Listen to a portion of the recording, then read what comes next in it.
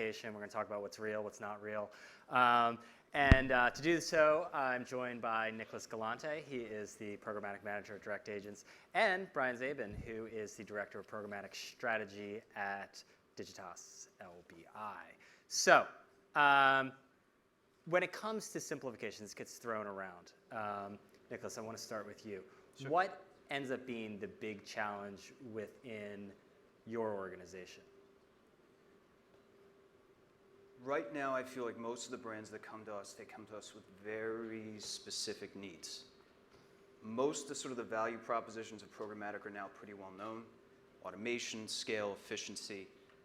But a lot of our partners have tried X, whatever X may be, and they found certain issues in the past, whether it was a question of incrementality, whether it was a question of transparency, whether it was a question of efficiency, not hitting goals, and coming to us with, again, those specific needs. So I almost feel like simplification isn't the right question. Programmatic is always going to be, there's always going to be some level of complexity there.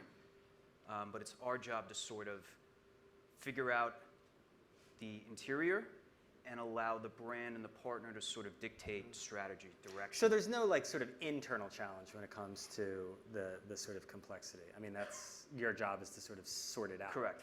Okay.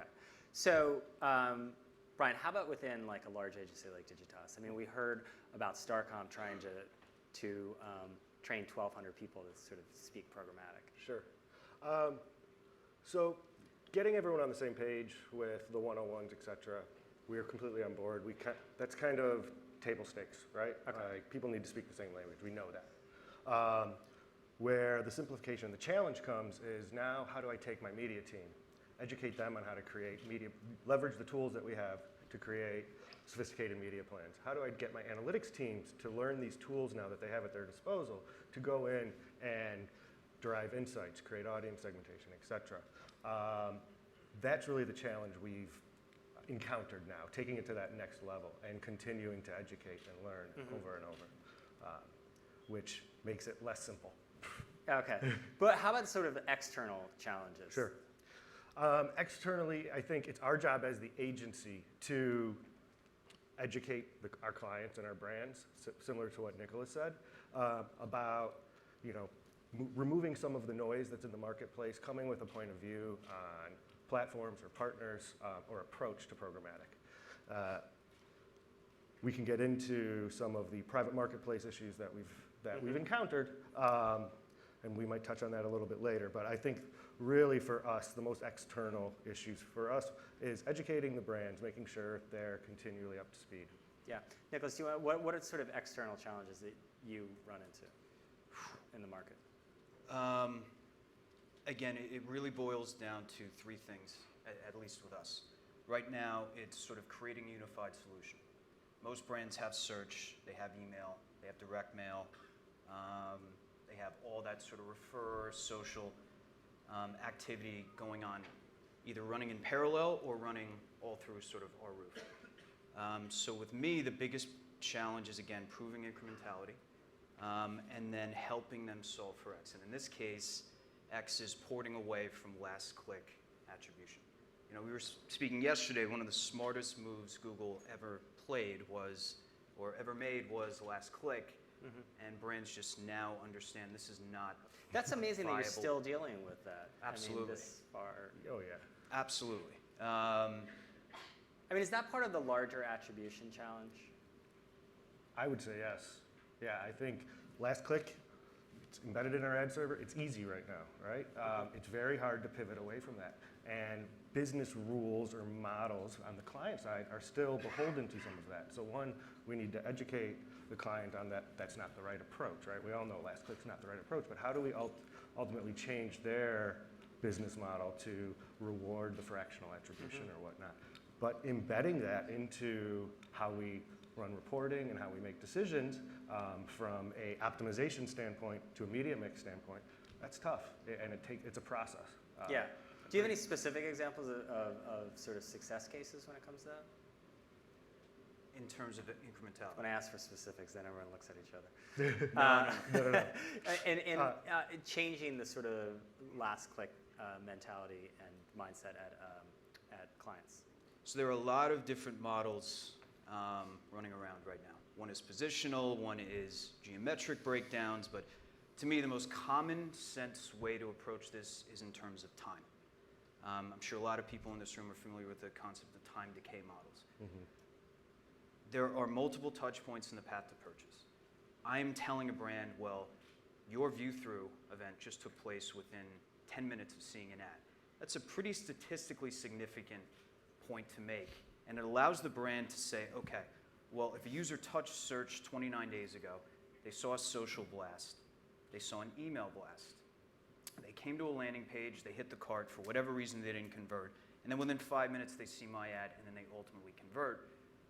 Time is the best sense of, well, within that pathway, who should get the most credit based on where those events took place in terms of time signatures. So no brand is the same. Everyone's coming to this with sort of a unique mix. So our job is just to make sure that the value add is crystal clear, and the surest way to do that is in terms of time. Who do you see getting too much credit? Google. What about the retargeters? Yeah, of course. So in programmatic, there are two frameworks, right? One part's prospecting, the other part retargeting. There are vendors on both sides, arguably more on the bottom side of the coin. It's a smart play. I would hedge my bet there 5 years ago too. The only issue is with the retargeters is you're not getting full funnel. And they're not delivering pure value add, because if all you're doing is monetizing existing hits, then what true value are you actually bringing to a brand? If you are layering in prospecting, if you are bringing new users into the equation and measuring the full funnel effect of a prospecting click that leads to a retargeting conversion, then you've got something. I would add that I think with that, you can retarget, and if you're optimizing to that KPI and looking at the retargeting by itself, right, you're going to continue to optimize down, but then you're going to have no scale. Right? So exactly what Nicholas talked about. You need to continue to feed that with prospecting. And how do you measure that? Right? If you don't have an attribution model, then it's using what tools you do have, looking at assist to conversion, running on and off tests, maybe pulsing where you're prospecting versus your retargeting. If you do have an attribution model, and you asked for specifics, I think one of the ways we were able to overcome that was a brand like Whirlpool that we have. They don't have retail stores. They used to measure everything just on brand lift, but ultimately they wanted to understand what type of revenue they were getting. So you had to work with the stores that they are engaging with to provide the feedback, the data, and ultimately make decisions long-term based on the net profit, not just a survey response that you got 6 months later. Yeah. So for a client like Whirlpool, are they truly using programmatic for brand purposes? Yeah, I would say yes, they are. They, not as much as they probably should from my perspective, but I'm the programmatic guy, so. But yes, they are, and they're testing, and they're moving as best they can. They're using it they're trying native, trying, takeovers where they can programmatically, marrying whatever type of data they can to those impressions. And it's not a DR play. It is a true branding play. Let's pivot a little bit and talk about the private marketplaces. I think a lot of publishers are pinning a lot of their programmatic strategy on these private marketplaces. What are some of the problems from the buy side? It's still a very complex space, right? We have automated guaranteed, preferred deals, private auctions, and then open exchange, right? Understanding which model to use on which area of the funnel is an education process with the media team. But then ultimately it also becomes, I want a universal view of everything that I'm doing from PMP, right? Or PMP and retargeting, right? Do the economics work out for me to source inventory for a private marketplace, but then run it through my DSP where I have to pay technology tax on top of that? And now, if I haven't negotiated the rates accordingly, right, the economics might not fit for that actual buy. So navigating through that and really understanding what that impact is from doing a private marketplace. And also, who's sourcing the inventory? Is it me? Is it the DSP? Is it the SSP? We're still working through a lot of those kinks, and it's still evolving. Is there anything specific that you think publishers, or like a trap that publishers fall into when it comes to implementing a private marketplace? Not understanding what the price should truly be. Like, we look at it as, That means being too high of a price. well, yeah, well, or that, or like where It's a have nice I way of putting where it. have I been clearing in the open auction, right? Okay. And what should that floor necessarily be? Not just if it's still a biddable private marketplace, right? And truly working together to identify what that price model should be to still, so the economics, like I mentioned, do work out. Yeah.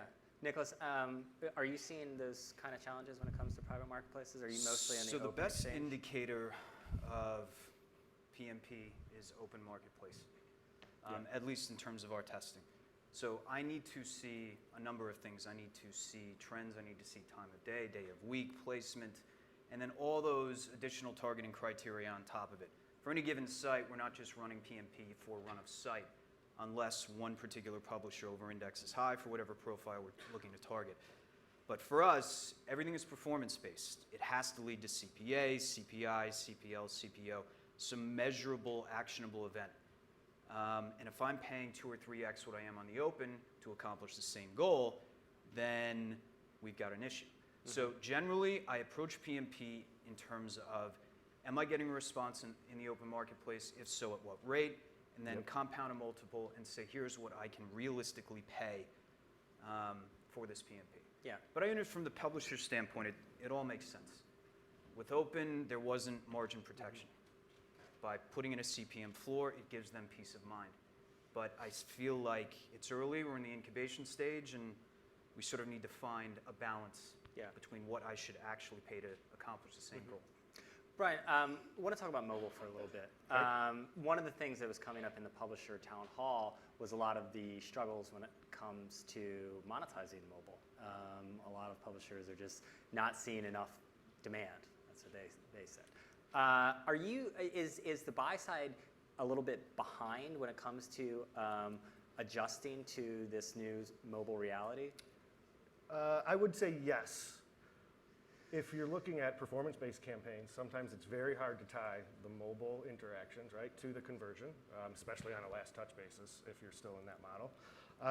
But also, you know, from a programmatic standpoint, what tools are we using to buy mobile, right? Your traditional desktop DSPs that are trying to re-engineer to go to target in mobile might not be the best use case. But then if I'm using 3 or 4 different tools, how am I tying that all together to really understand that conversation across? So I think there's been difficulties there and some hesitation on exactly how do I measure in mobile and how do I prove the performance. We all know we need to be there, right? And we know that that's where the dollars will start to shift. How do we prove that out to the clients on a regular basis from branding to DR? Yeah. Nicholas, is the majority of your activity still desktop? Yes and no. So I am... What does that mean? So mobile in what context? Mobile web or in-app?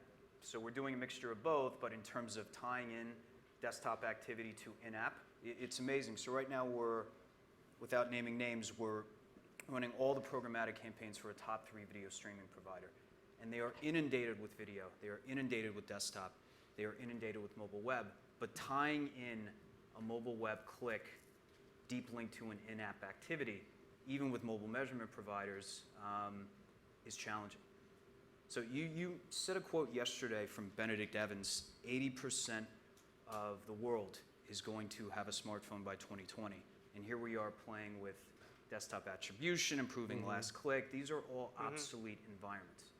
So mobile and videos, we're investing a whole lot of time. And really, when you break down mobile, if 70 to 80% of the mobile landscape is actually in-app versus mobile web, well, what are the mechanics? How is mobile app environment configured now? We're all driving to sort of install. And then if you look at the post-install metrics, only 30% of your installs are actually translating to usage. So what's the problem in mobile? The problem in mobile is not one of acquisition, not one of install, but one of retention. So this is what we are fundamentally focusing on now. So driving sort of installs and turning them into users. And that's through deep linking, that's through dynamic re-engagement, that's through email, push notifications, all these different things. So to say we can just use desktop mentalities and apply it to mobile, mobile is a completely different beast. Okay, I want to open it up to questions. We have microphones around. Just raise your hand and you'll get a moment. There's one over here.